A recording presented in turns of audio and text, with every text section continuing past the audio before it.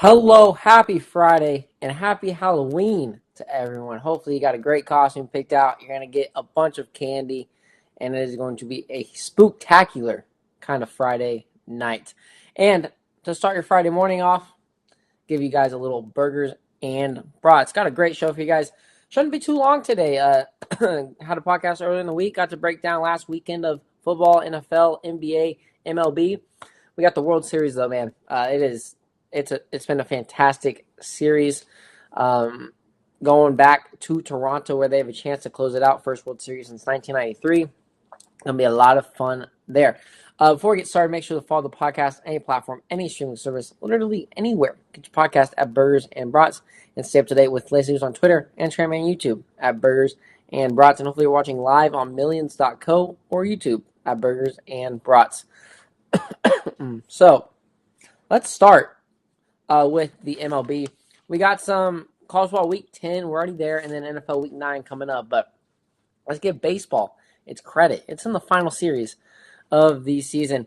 And I was on the air last week or earlier in the week for game number 3. And I kept saying, I tried to keep extending the podcast out. So hopefully that the game will finish by the time I'm done. No, that did not happen because that game went to 18 innings. I made it to inning 10 for the podcast, but 6 hours, 39 minutes. Match the longest by innings in postseason history. Postseason, not just World Series, postseason history in baseball, America's pastime. It's been going on for a long time. Freddie Freeman, of course, back-to-back years hitting walk-off home runs in the World Series. He hit 406 feet straight away center. Dodgers get the win at home. And, guys, if they don't get that win, Toronto would have won this game. But I quit. I quit watching this game. Once it got to the 15th, I said, I'm done. I can't do this anymore. And luckily, I went to bed at a good time because they kept going for 3 more innings. And I'm glad I gave up when I did because 3 a.m. Eastern, basically, is when this game finished. Brave Toronto souls. I don't know how you stayed up and then just felt heartbreak at 3 in the morning. I feel bad for y'all. Tough out there. Shout out to the pitching, though. The Dodgers, they're on the final pitcher who went 4 innings for this game, and that's his new career long. He's never gone that long. Toronto, like I said, was deeper probably in pitching. Dodgers are better. They've got the four horsemen, basically. But shout out to the pitchers for just putting in an unusual spot and delivering, because, I mean, it was 5-5, and stayed that way all through the extras. It did get a little chaotic, but no other runs scored until the 18th. 19 total pitchers were used. It combined 609 pitches. 609. Insane. And then Ohtani went 2 home runs and recorded 9 bases recorded. I think the match the most ever in the MLB. He did have 5 walks, though, so did get some 2 home runs and 4 extra base hits. So, pretty great night from him, and they got a victory. Game 4, it was all the Blue Jays. Vlad hit a 2-run home run off of Ohtani in the 3rd. Shane Bieber for Toronto threw 4 hits, went 4 hits in 6 innings for Toronto, and just incredible resilience from Toronto after Monday, because I would have given up. I mean, you lose 18 innings, you're like, this series is over. Like, what else can we do? They just got the stamina back at home. But no, they win 6-2 and hand the Dodgers only their 3rd postseason loss. Ohtani. This was Ohtani's pitching game. I mean, he's been pretty solid this year, but gave up 4 runs and 6 hits through 6 innings. Just wasn't used to that. Yeah, you can say he played the day before, but, I mean, he got walked 5 times. Did it 2 home runs, yeah, but everybody else was up during the game as well. Still no George Springer for the Blue Jays, even when we went to Game 5. And this was, I mean, the Toronto Blue Jays are now the favorite in the series for the first time. They take a 3-2 series lead. I knew this series would go to 7. Both these teams are really pretty similar, and looked at the stats before the series started, and it has lived up to it. I don't know why people thought Dodgers were just going to sweep them. Toronto is deep, and they got hot. They got hot just in the right time as well. And just shout out Toronto for owning that 18 inning game and coming back and not letting it impact them. And shout out to the rookie, Trey Yasovich, 12 strikeouts, tied a rookie record in the postseason. David Snyder and Vad Guerrero Jr. homered in the first and third pitches of the game. So shout out to Toronto for getting up early. The first consecutive home runs actually to start a series game in postseason history. Yasovich, 3 hits through 7 innings. Absolutely dominant for this Dodgers team that is, just bought and so well offensively. For the Dodgers, hitting, though, this series has been horrendous. Batting .202. It's not what you expect from this billion-dollar payroll, but they are not living up to it. 4 runs in the last 29 innings. Luckily, they've gotten 2 wins out of this thing, but that's been because of Shohei, and just can't be the only one on the team. I know he's that good, but still can't be the only one showing up. Blake Snell also did not show up for the Dodgers. He's 0-2 this series, allowing 5 runs, 6 hits, and 4 walks in 6 2/3 innings. So he has not been his two-time Cy Young Award winner self this series. And the series transfers back to Toronto for the next 2 games. So we're definitely getting a game Friday night, Halloween night, and possibly Saturday for Game 7. So going to be a lot of fun. Game 6, Yamamoto versus Kevin Gausman. Rematch of Game 2 of this series, where the Dodgers won 5-1. Remember, Yamamoto now has gone 2 complete games, 2 straight complete games this postseason. And, man, I don't know who's going to stop him. But Toronto Bats are hot right now, so it could happen. And if we get to Game 7, Tyler Glasnow versus Max Scherzer. Glasnow 0 no recorded wins or losses this series. He's got 1.5 ERA and 23 strikeouts, though. And then Max Scherzer seeking his 3rd World Series victory. This is his 4th time appearing in the World Series. He had a 4.50 ERA and 8 strikeouts through this postseason. So, going to be a lot of fun in Toronto as we get to Game 6 and hopefully 6-7. So, we'll see what goes on there. All right, let's talk a little college football. We got some good games coming up. We got some ranked matchups.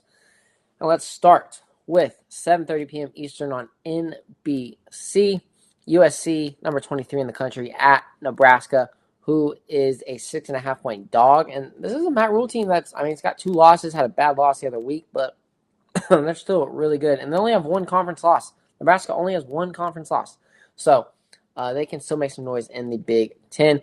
USC also only 1 conference loss, and they play Oregon a little bit later down the road.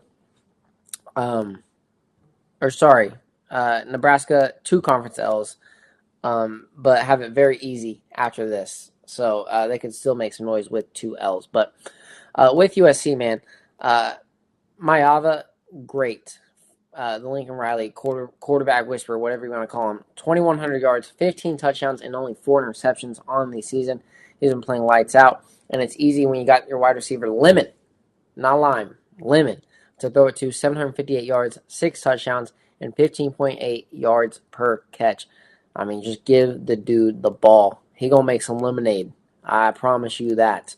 On the other end for Nebraska, Raiola, the Mahomes knockoff, he's been a good 1,700 yards, 16 touchdowns, and 5 interceptions. So, been playing pretty solid, and this Nebraska team has looked good. They look good offensively, just can't put it together all the time because it's still, Nebraska's been in the slump for a while, but Matt Rule, maybe some other head coaching gigs on his mind as well. But the running back Johnson, 7 touchdowns, 713 yards, 6 yards per carry. Even with those stats, though, like I just gave for Nebraska, and like I said, they've been good, but they rank 49th offensively and 104th in rushing. So stats don't tell the whole story, but pretty much got to get a ground game going in this one. They are first in pass defense with 123 passing yards allowed per game and top 12 in total defense. That is huge for this USC team coming to town. A night game across the country.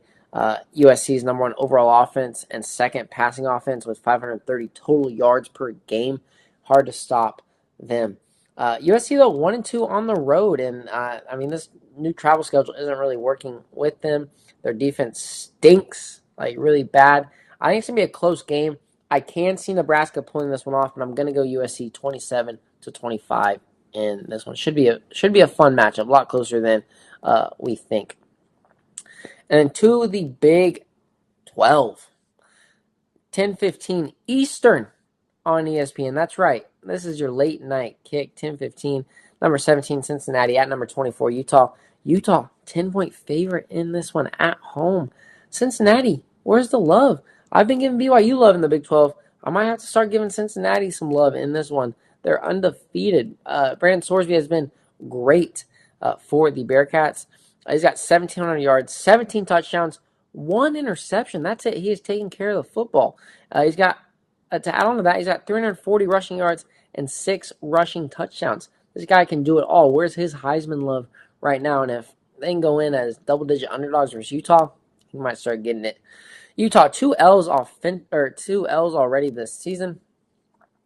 Utah is also 1-2 versus the top 25 this season.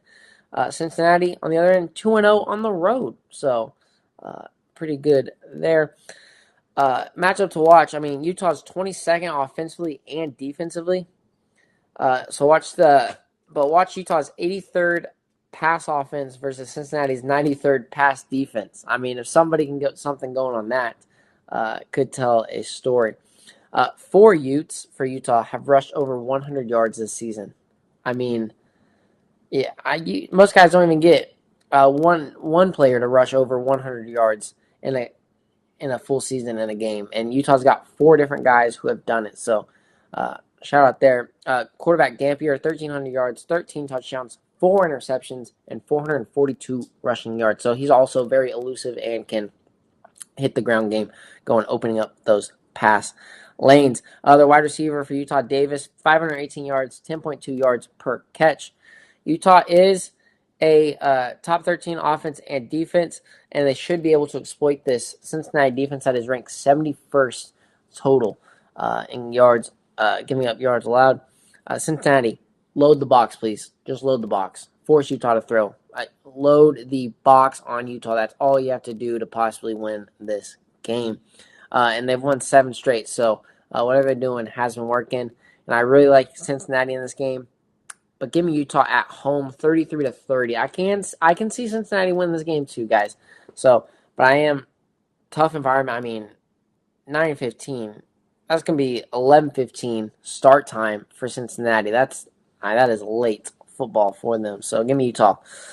All right, and then let's go to the SEC, 12 p.m. Eastern. Number 9, Vanderbilt. Can't believe I've ever said those words. Versus number 20, Texas. Texas a 2.5-point favorite in this one. Most people don't know, but Arch Manning is in concussion protocol this week. Is questionable for the game, but we'll see how much that lags him as they take on the Commodores.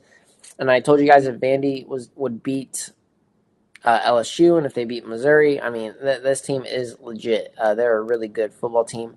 Diego Pavia's stats aren't there. I don't think he should be considered in the Heisman. His completion, his passing yards a game, it's not really there, but he does get what needs to be done to win games in the clutch. So I do like him as a quarterback. But he's got 1,500 yards, not great. He does have 15 touchdowns, 430 rushing yards, and 4 rushing touchdowns, and that game sealer one last week versus Missouri. Arch has been, worse. He's not been good this year. 1,400 yards, 12 touchdowns, 5 interceptions. Texas offense, horrible. 81st offensively with only 368 yards per game. Vandy, a top 30 defense and a top 25 offense, putting up 457 yards per game, so nearly 100 yards more than Texas. Gotta watch Vanderbilt's good rushing attack versus Texas's great rushing defense, which is 5th in the country, only giving up 83 rushing yards a game. So that's the matchup to watch in this early. Vandy, 2-1 versus top 25. And this is their 4th straight game versus the top 25. So they looked pretty good. This is going to be the best offense Texas faces all season until whatever they make it to, or bowl game or whatever. But gave up 38 to Mississippi State last week. They did have a win where they gave up like 16 to Kentucky the week before. But this defense is just flip a coin. Are they going to show up? Are they not? And I don't think they will versus this Vanderbilt team. Pavia's got a huge ego. See if he uses it this week. And with arch and concussional protocol, could spell doom for Texas either way. Even if he is healthy, I'm still taking Vanderbilt in this one, 31-28 in a high-scoring affair. All right, and finally, let's go to SEC primetime, 7:30 p.m. Eastern on ABC. Game that I will be at out in Knoxville. Number 18, Oklahoma, at number 14, Tennessee. Tennessee, a 3-point favorite in this one. Was out there 15 years ago when Baker Mayfield led the 17-point fourth-quarter comeback win in overtime. That was a lot of fun. Should expect a lot of fireworks in this one as well. OU, though, he has a lot to fix. He is not Baker Mayfield in this game. And luckily for him, this Tennessee defense is absolutely horrendous. 122nd in the country in pass defense, giving up 266 passing yards a game. Tennessee allows 30 points a game, but they put up 45, so that'll balance it out. But Tennessee's offense, number 3 in the country, 510 passing yards, and they put up 510 total yards a game and put up 321 passing yards a game. So Joey Aguilar has been looking fantastic. Tennessee fans are lucky that Nico decided to want more money and leave. For Mateer, 1,800 yards, 8 touchdowns, 226 rushing yards, and 5 touchdowns to add on to that. But he does have 6 interceptions, so hasn't really been as much of a slinger the last few weeks after his thumb injury. He's got to open it up more, and he's got to take what the defense gives him, but he's also got to look off his first reads. He just hasn't been able to read much of a defense, kind of forcing balls the last few weeks, and just got to find the open guy. I mean, if it's not there, there's going to be an open check down or a guy streaking across the middle. You got to try and find it. And this game is going to be funny because Tennessee hasn't given up under 31 points in a single SEC game this year. Oklahoma hasn't scored over 27 points in an SEC game this year. So one of them might give out. We'll see what happens. But when Tennessee's got their wide receiver, Bazell, who's got 740 yards, 8 touchdowns, and 17 yards per catch, it's hard not to score that many points. OU has got to go to their ground game. It worked well in the third quarter, and then we never saw it again, especially Xavier Robinson, Torrey Blaylock. Xavier Robinson had 9 carries for 109 yards, and I don't know why he didn't try a ground game. It worked versus South Carolina the week before. Ole Miss's defense was even worse. Offense coordinator Ben Arbuckle has got to find something solid in the ground game. Don't just rely on John Mateer because he has been not his self since the injury. And I expect a heavier ground game present, especially to keep Tennessee's offense off of the field. And Oklahoma's defense should play a lot better than they did last week. A very mobile quarterback they faced in Trinidad Chambliss. Joey Aguilar is a heck of a quarterback, not as mobile, but defense should play a little bit better, send the blitz a little bit more. OU only allowing 12.5 points per game. Josh Heupel for Tennessee, former national champion at Oklahoma, starting quarterback, former offense coordinator for Oklahoma. Got a lot to prove and play for in this game. So he studied last week, and they're going to see what they can do to stop Oklahoma. Tennessee 0-2 versus top 25 this season. I think they get their first win. It's a road game. It's a blackout. They're wearing their black uniforms or gray, whatever they are. Going to be a lot of fun in Neyland Stadium in Knoxville. So excited for it once again. Give me Tennessee 34-31 over Oklahoma. All right, lock of the week. I'm taking Ohio State 20.5 versus Penn State. Thought that'd be a top 2 matchup this weekend. Not even close, but that's my picks for the week. Let's go into Honest Day in History, sponsored by Hefner Eye Care. Hefner Eye Care, located in Oklahoma City, or check them out on the web at hefnereyecare.com. 1918, The Spanish flu kills 21,000 people in the U.S. in a single week. 1974, Muhammad Ali KOs George Foreman in the 8th round in the Rumble in the Jungle.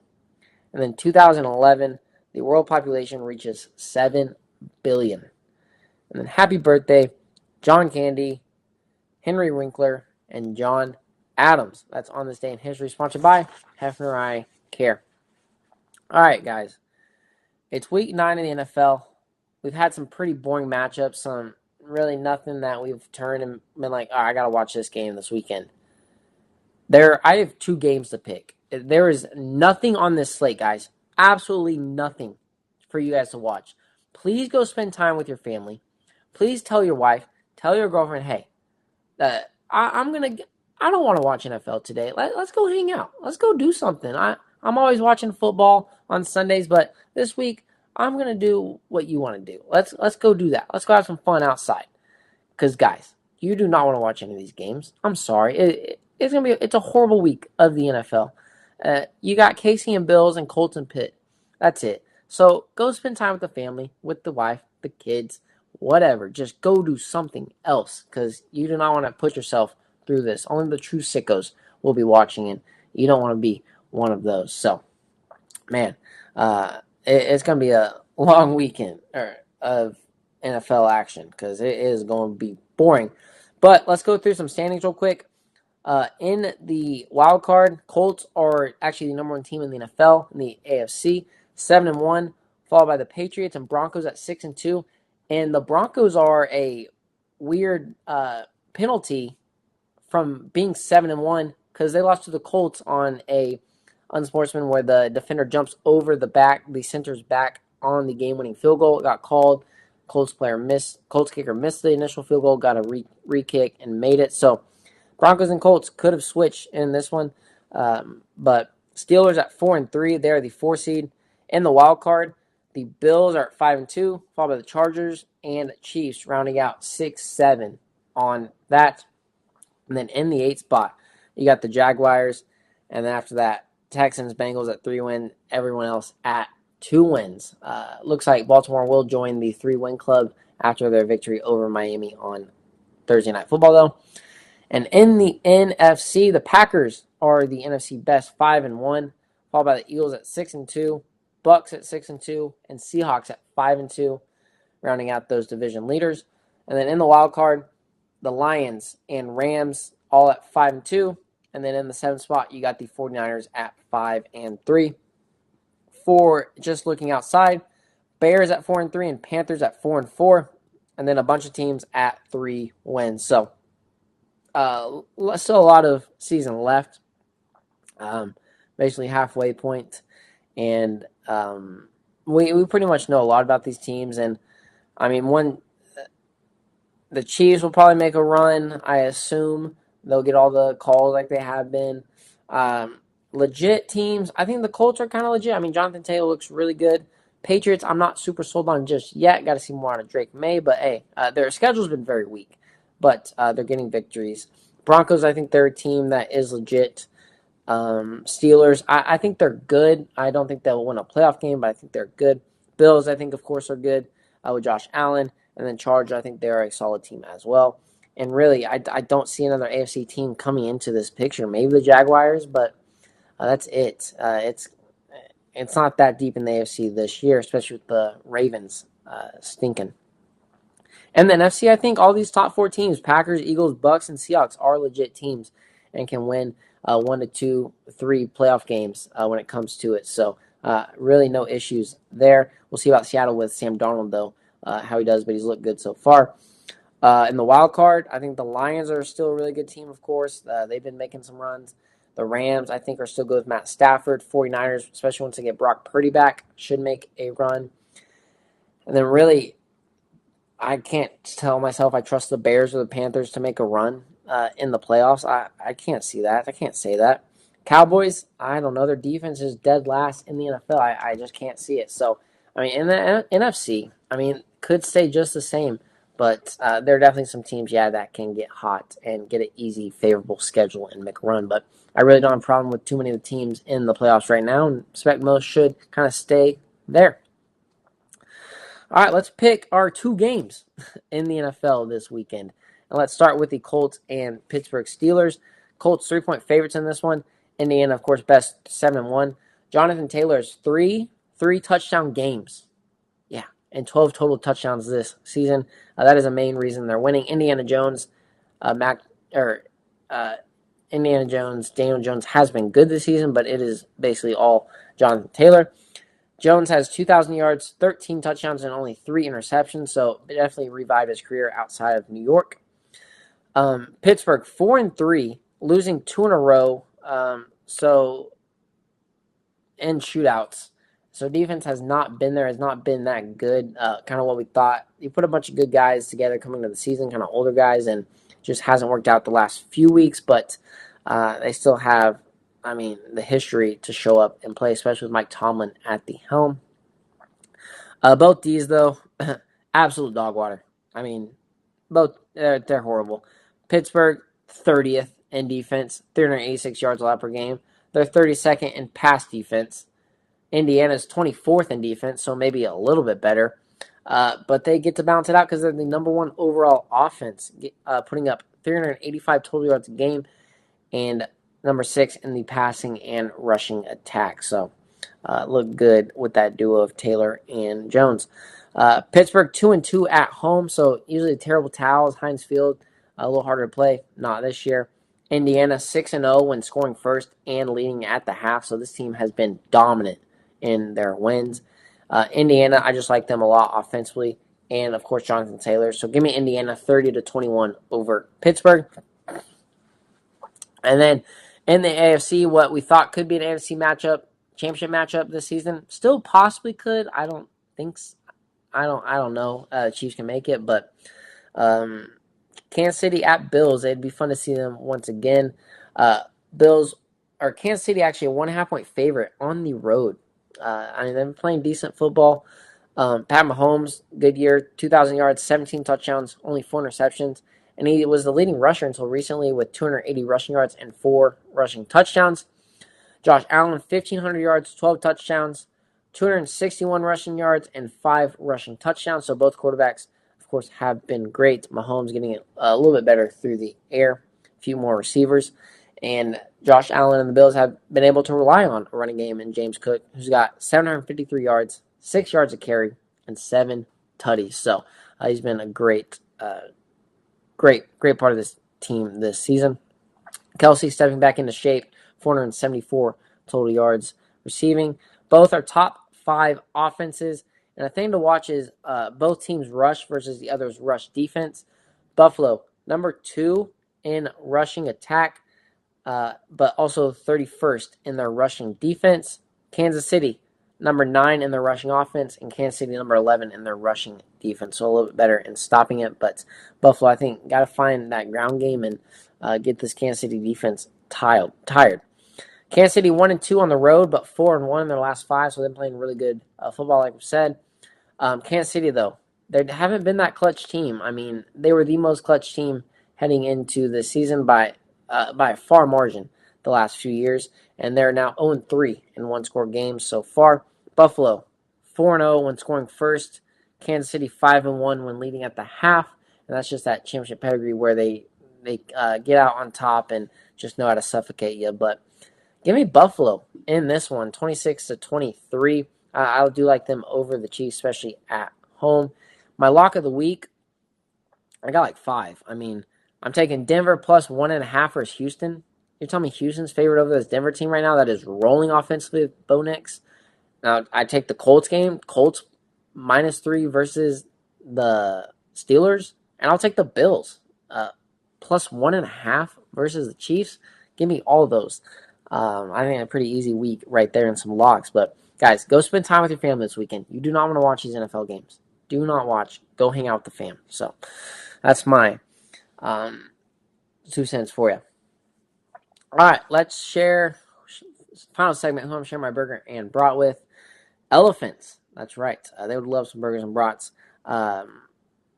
So some veterinarians have developed a vaccine for a virus that's one of the leading causes of killers of elephants in captivity and the wild. the acronym EEHV. Didn't want to say it all. Too much of a word jumble or whatever. Too many words, too many letters. Couldn't say it. So EEHV, responsible is the recent deaths of 5 elephants at England zoos, and the study and revelation from Professor Falco Steinbeck at the University of Surrey uh, showed that the blood samples of those vaccinated are positive and should support conservation breeding programs around the world. So finally found a effective vaccine for these elephants that are unfortunately dying to disease. So share my burger and brat with the elephants and Dr. Steinbeck for helping find a cure. So all right, everyone, kept it short and sweet for y'all. It's Friday. Y'all gotta go get your Halloween costumes ready. Get that workout ready so you guys can eat all that candy and hopefully listen anywhere. Get your podcast at Burgers and Brats. Hopefully watch on Millions.co or YouTube at Burgers and Brats. Thank y'all for listening. Take care. Stay safe.